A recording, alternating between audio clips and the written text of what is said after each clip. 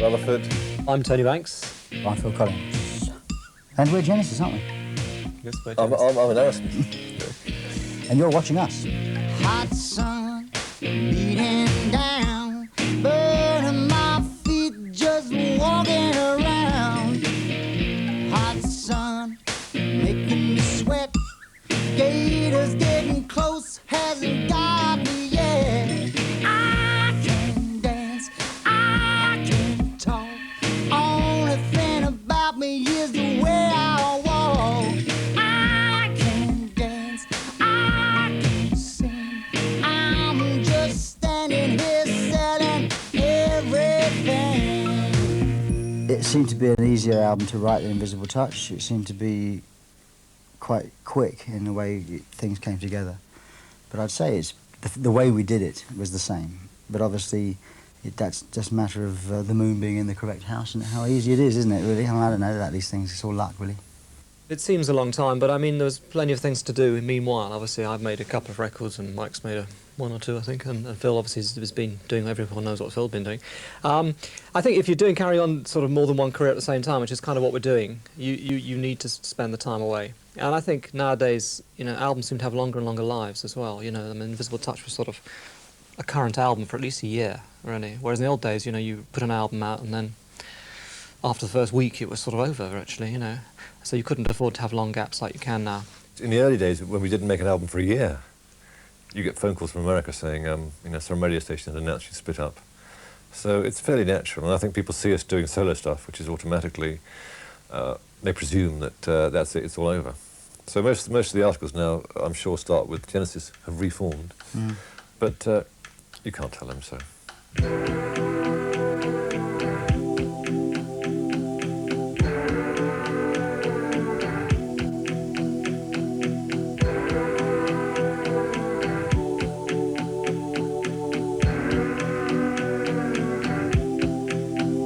Well, the key to my survival was never in much doubt. The question was how I could keep sane, trying to find a way out. Things were never easy for me. Peace of mind was hard to find, and I needed a place where I could hide, somewhere I could call mine. No Son of Mine always seemed a very strong track when we recorded it, actually. It had a strong atmosphere. It kind of started, Tony sampled, I was playing a guitar phrase, and Tony sampled it and turned it upside down and slowed it down, which is that kind of strange elephant noise that starts the track. And that's really how we started, in fact, with a kind of elephant noise stroke atmosphere, and Phil just started singing. And as normally happens, once you have an atmosphere, you have a sort of direction to develop the song, and off we went. I was singing that chorus, you know son of mine, long before the lyrics were written, and at the same time as when the music was written. And then Mike said to me, I think you should write this lyric, because it sounds like you're singing No Son of Mine. And I hadn't really thought about what I was singing, but that's what I was singing. He sat me down to talk to me. He looked me straight in the eyes. He said, you know, son of mine. You know, son of mine. You walked out, you left us behind. And you know, son of mine. A song like No Son of Mine, I always saw as us being flies on the wall, and the action taking place in a room with us there, but a bit like It's a Wonderful Life, where you're looking down on it and you're not there, but you're trying to do something about it, And so that's the kind of attitude, that's the kind of way we've taken the video. And playback. 1, 2, 3, 4, 5. Well, the key to my survival was never in much doubt. We felt this song had all of the strengths, it represented Genesis, and it would also contrast well with things that are going down at the moment. I mean, it's just sort of so different to anything you're going to hear on the radio. You know, son,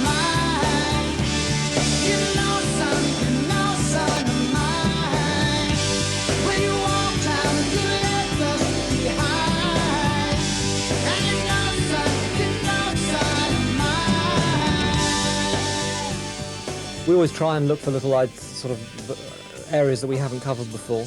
And the most obvious one on this album would be the song "I Can't Dance," which is a sort of funny, in a way, it's funny because it's an area that other groups probably have covered, you know. But we kind of wanted to see if we could do it, and we purposely kept it fairly unarranged and loose idea, and just put it down very quickly. 'Cause I can dance, I can talk.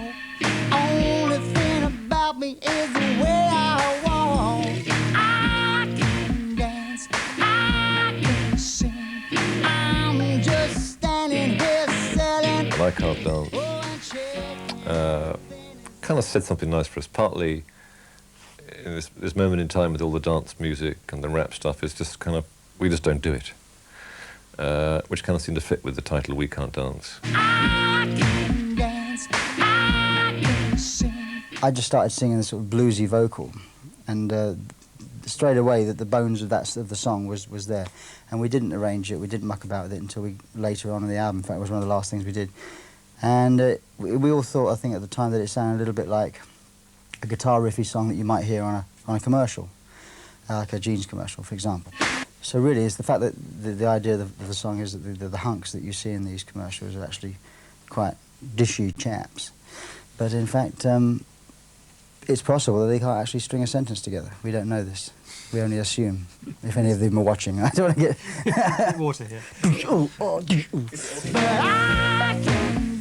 This is the first album, either that I can remember, or for a long time anyway, that I feel as close to each song as the one before or the one after. You know, usually there's a couple of songs that you feel a little less close to because you either had a little less involvement in it, or it reflects a little less of you.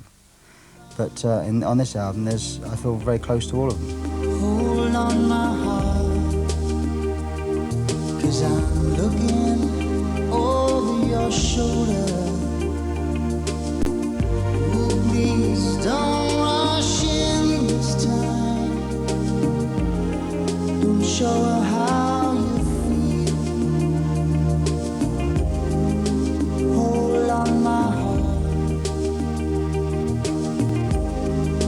throw me a lifeline.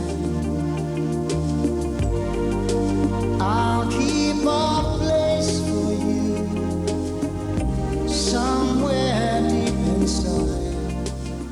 I think lyrically we're always looking to do something we haven't done before. On this album, pretty much, we kind of normally divide by three. This album we kind of divided, Phil did about half the lyrics, and Tony and I split the other half. And it worked very well, I think, because when we record, Phil sings with the drum machine most of the time, while I play guitar and Tony plays keyboards. And very often you get quite a lot of vocal melodies and kind of lyrical lines that just kind of come out naturally, which is often how we develop the songs. But I think the mood of this album, I think, is a little bit darker lyrically, which I quite like, a bit more mysterious. Just see the face on the TV screen, coming at you every Sunday. See the face on the billboard, well, that man is me. On the cover of the magazine, there's no question why I'm smiling. You buy a piece of paradise, you buy a piece of me. I'll get you everything you wanted, I'll get you everything you need. You don't need to believe in hereafter, just believe in me. 'Cause Jesus, he knows me, and he knows I'm right. I've been talking to Jesus all my life. Oh yes, he knows me, and he knows I'm right. And he's been telling me everything is alright. We're planning a tour next year. We start rehearsals in March and the tour starts in May. It's not a mega one, it's not a mini one, it's kind of a medium one. It's a mega medium. It's a mega medium one. It's gonna be, I'm afraid to say, in stadiums, because it's very hard for us to go and play. We either play 10 nights in a theatre or one night in a big place, and we just haven't. We don't want to give a whole year or 2 years to touring. You say there's nothing you can do. There's the one rule for them and one for you. Tell me why. Tell me why. Just tell me why. Listen, can you see that shaft of sunlight? Can you see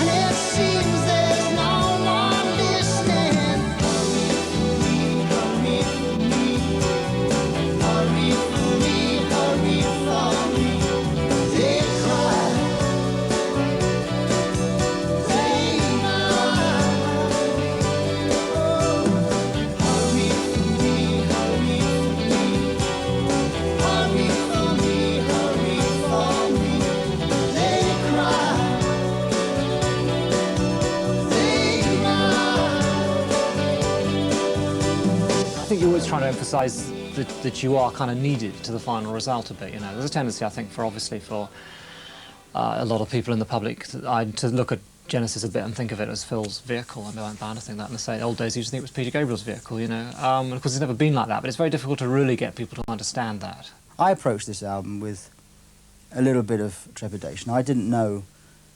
I'd been on the road with my band for 10 months, playing my music, and I'd loved it. You know, I really had a great time. I did the, but seriously, you know, I mean, solo albums are great fun to do. And I thought, a Genesis album, well, we'll do it, you know, but I wonder what it's going to be like, because I don't know. I genuinely didn't know. And after a couple of days, and you see the kind of material that's coming out from just the three of us being in the room, you think, yes, this is good fun.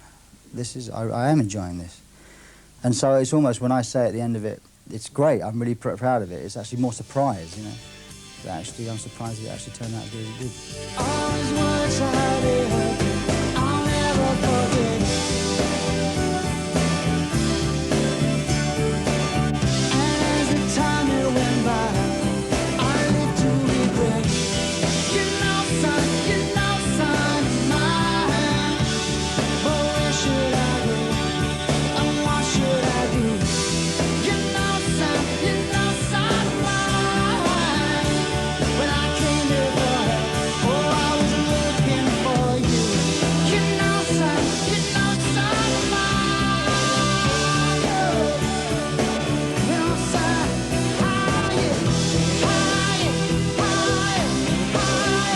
higher. You know, son,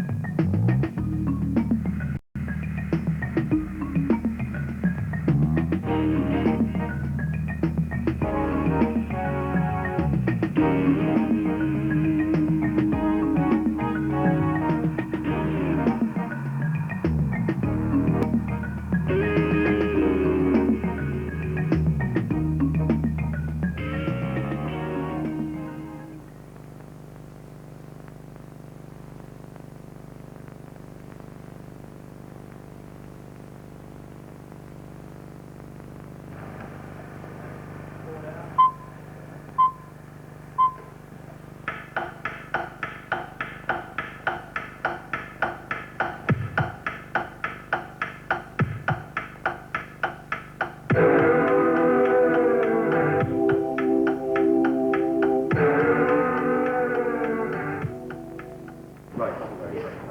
Go upstairs and get the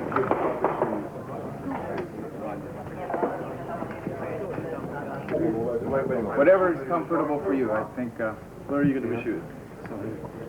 We aren't here. We're shooting across you. Back in the chair. That's all?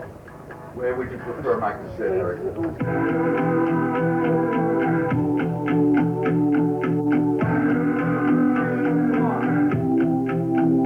well, the key to my survival is never anyone's doubt.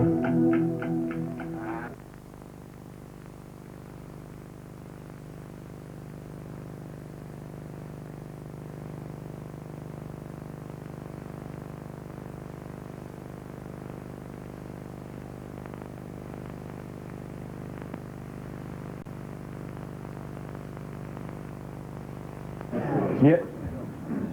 No, we're going over their top. Oh, Or might be.